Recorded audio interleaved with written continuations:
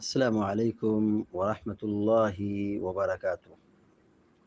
الحمد لله رب العالمين والعاقبة للمتقين، والصلاة والسلام على أشرف الأنبياء والمرسلين نبينا محمد وعلى آله وصحبه أجمعين ومن تبعهم بإحسان إلى يوم الدين. أما بعد، فقال الله عز وجل: أعوذ بالله من الشيطان الرجيم. ومن الناس من يعجبك قوله في الحياة الدنيا ويشهد الله على ما في قلبه وهو ألد الخصام. سورة البقرہ کی آیت نمبر 204 ابھی آپ کے سامنے تلاوت کی گئی ہے۔ آیت کا ترجمہ یہ ہے، اللہ رب العالمین فرماتا ہے: وَمِنَ النَّاسِ مَن يُعْجِبُكَ قَوْلُهُ فِي الْحَيَاةِ الدُّنْيَا، لوگوں میں سے کچھ لوگ ہیں جن کی باتیں آپ کو خوش کر دیتی ہیں، جن کی دنیاوی باتیں، دنیاوی امور کی باتیں آپ کو خوش کر دیتی ہے، یعنی وہ ایسی چکنی چپڑی فصیح زبان استعمال کرتے ہیں اور چرب زبانی کے ذریعے سے وہ ایسی لچھے دار گفتگو کرتے ہیں کہ آپ ان کی بات کو سنیں گے تو متاثر بنا نہیں رہیں گے۔ لیکن یہ کون لوگ ہیں؟ یہ منافق لوگ ہیں، یہ اہل ایمان میں سے نہیں ہیں، بلکہ یہ منافق لوگ ہیں۔ اس آیت کے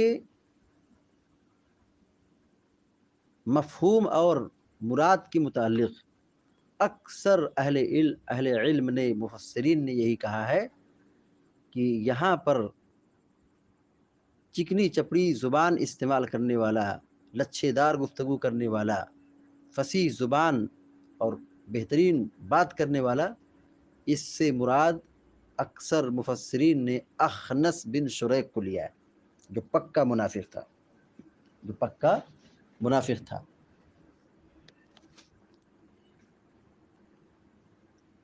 تو اللہ کے نبی علیہ الصلاۃ والتسلیم کو یہ بات بتائی جا رہی ہے کہ آپ کے سماج میں، آپ کے معاشرے میں کچھ لوگ ہیں جن کی دنیاوی باتیں اور ان کی گفتگو آپ کو خوش کر دیتی ہے۔ وَيُشْهِدُ اللَّهَ عَلَى مَا فِي قَلْبِهِ، اور وہ شخص یعنی منافق شخص اللہ کو گواہ بناتا ہے جو کچھ اس کے دل میں ہے، یعنی اس منافق آدمی کے دل میں کیا چھپا ہے اس کے بارے میں وہ اللہ کو گواہ بناتا ہے، یعنی جھوٹی قسمیں کھاتا ہے اور سخت قسم کا جھوٹ بولتا ہے۔ منافق کی یہ خاص عادت ہے کہ وہ لچھے دار گفتگو کرتے ہیں، بڑی چکنی چپڑی زبان استعمال کرتے ہیں اور اپنی باتوں اور آواز سے لوگوں کو لبھاتے ہیں۔ اور دوسری صفت یہ بیان کی گئی کہ وہ اپنے معاملے میں جھوٹ سے سہارا لیتے ہیں، جھوٹ کا سہارا لیتے ہیں، بات بات پر اللہ کی قسم کھاتے ہیں۔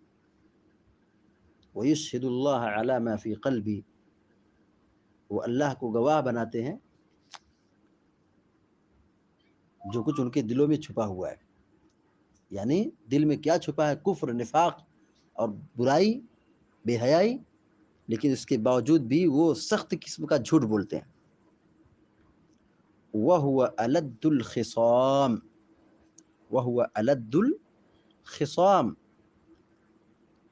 یہ تو اللہ کو گواہ بناتے ہیں اور جھوٹ بولتے ہیں، جبکہ ان کی فطرت یہ ہے وَهُوَ أَلَدُّ الْخِصَامِ، حالانکہ یہ شخص انتہائی شدید قسم کا جھگڑالو ہے، بہت زبردست جھگڑا کرنے والا ہے۔ اس سے پہلے کی آیات میں اللہ رب العالمین نے حج کہ بعض مسائل کا ذکر کیا، اور حج کے باب میں بار بار اللہ تعالیٰ نے ذکر اور استغفار کی تعلیم دی ہے. پھر اس کے بعد اللہ تعالیٰ نے منافق کا تذکرہ کیا ہے. یہاں نام مفسرین نے اخنس بن شریق کا ذکر کیا ہے، لیکن اس مفہوم میں سارے منافق داخل ہیں، سارے منافق داخل ہے. ایسا نہیں کہ صرف یہی مراد ہوگا، بقیہ کوئی دوسرا منافق نہیں مراد ہوگا. خاص تو یہی ہے، لیکن عموماً سارے منافقین اس جرم میں شریک ہیں. تو یہ منافق کی یہاں 3 صفات بیان کی گئی. ایک تو وہ چرب زبانی سے کام لیتے ہیں کہ ان کی بات سے لوگ متاثر ہوں، اور بعض گفتگو بالکل جادو کی طرح اثر انداز ہوتی ہے. لہذا کسی کی کوئی گفتگو سننا ہو تو پہلے اس کی شخصیت کو جاننا پڑے گا، پہچاننا پڑے گا یہ کون ہے، کیسا ہے. ورنہ بعض کلام اور بعض باتیں جادو کی طرح اثر انداز ہوتی ہے. تو منافق کی یہ پہلی صفت بتائی گئی. دوسری صفت یہ بتائی گئی وہ جھوٹ بولتے ہیں. تیسرا کہ اگر آپ ان سے کوئی معاملے میں ڈسکس کریں، کچھ بات کریں، تو آپ ان کو پائیں گے کہ انتہائی شدید قسم کے جھگڑالو ہیں. یعنی جب حق واضح ہو جائے تو وہ آپ سے خوب جھگڑا کریں گے، اور ایسا جھگڑا کریں گے الامان والحفیظ. پیارے نبی صلی اللہ علیہ وسلم نے فرمایا ان ابغض الرجال الى اللہ تعالی الالد الخصیم، کہ اللہ کی نگاہ میں سب سے بدترین شخص وہ ہے جو بہت سخت جھگڑالو ہے. مومن جھگڑتے نہیں ہیں. مومن تو اللہ تعالیٰ کی محبت میں ڈوبے رہتے ہیں، اللہ کو یاد کرتے ہیں، اللہ کے بندوں کے ساتھ اچھا سلوک کرتے ہیں، اپنی زبان کی حفاظت کرتے ہیں، نرم گفتگو کرتے ہیں، اپنی زبان کے ذریعے سے کسی کو ایذا اور تکلیف نہیں پہنچاتے ہیں.